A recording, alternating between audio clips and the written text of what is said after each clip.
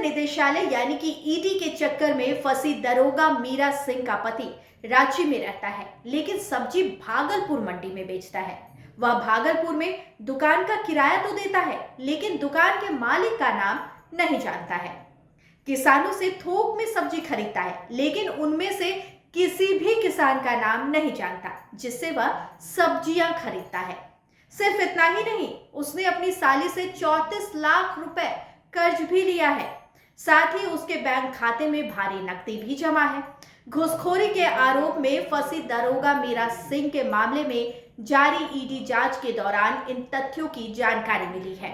ED ने मीरा सिंह के खिलाफ मनी लॉन्ड्रिंग के आरोपों की जांच में पाया है कि उसके घर का मासिक नियमित खर्च 25 से 30 हजार रुपए है, लेकिन घर का खर्च मीरा सिंह के बदले उसका पति प्रीतम कुमार उठाता है।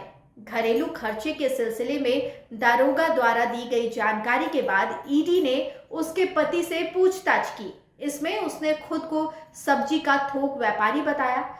सब्जी की दुकान के सिलसिले में पूछे जाने पर उसने बताया कि उसकी सब्जी की दुकान भागलपुर जिले के सुल्तानपुर सब्जी मंडी में है।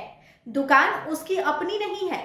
उसने सब्जी के थोक व्यापार के लिए यह दुकान किराए में ली है। दुकान का किराया 5,000 रुपए प्रति माह है। वह दुकान के मालिक को किराया नगद दिया करता है।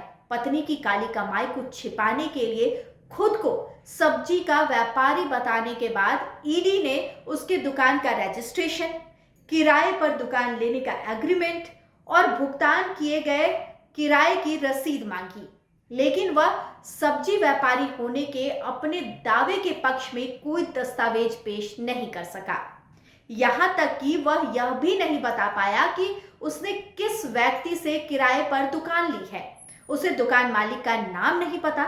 सब्जी व्यापारी होने के दावों की पुष्टि के लिए ईडी ने उससे उन किसानों में से किसी एक का नाम जानना चाहा जिससे वह नियमित रूप से सब्जी खरीदता है, लेकिन वह किसी किसान का नाम नहीं बता सका। वह सब्जी बिक्री से मिले रुपयों के हिसाब किताब से संबंधित दस्तावेज भी नहीं दे सका। सब्जी के खाता बही के सिलसिले में पूछे जाने पर उसने कहा कि वह रफ सीड्स पर रोज की बिक्री का हिसाब लिखता है, लेकिन वह भी उसके पास नहीं है। जांच के दौरान प्रीतम के बैंक खातों में भारी नगद राशि होने की जानकारी मिली। इस सिलसिले में पूछे जाने पर उसने अपनी साली मृदुला वर्मा से 34 लाख रुपए कर्ज लेने की बात कही। उसकी साली ने यह कर्ज बगैर सूद यानी कि इंटरेस्ट फ्री लोन दे दी उसने साली से कर्ज के रूप में मिली पूरी रकम भागलपुर में बिल्डिंग बनाने के खर्च के लिए निकालने की बात कही। उसके दूसरे खाते में किसने नगद राशि जमा की थी, उसे नगद जमा करने वालों की जानकारी नहीं है। प्रीतम से लंबी पूछताछ, जवाब और दस्तावेज की समीक्षा के बाद ईडी ने यह नतीजा निकाला कि प्रीतम ने सब्जी बेचने को लेकर जो बाकी सारी कहानियां बताई है, वो कहानियां पत्नी की काली कमाई को छिपाने के लिए गढ़ी गई है। लाइव लगातार के वीडियो को लाइक करें, सब्सक्राइब करें और बेल आइकन को दबाना न भूलें।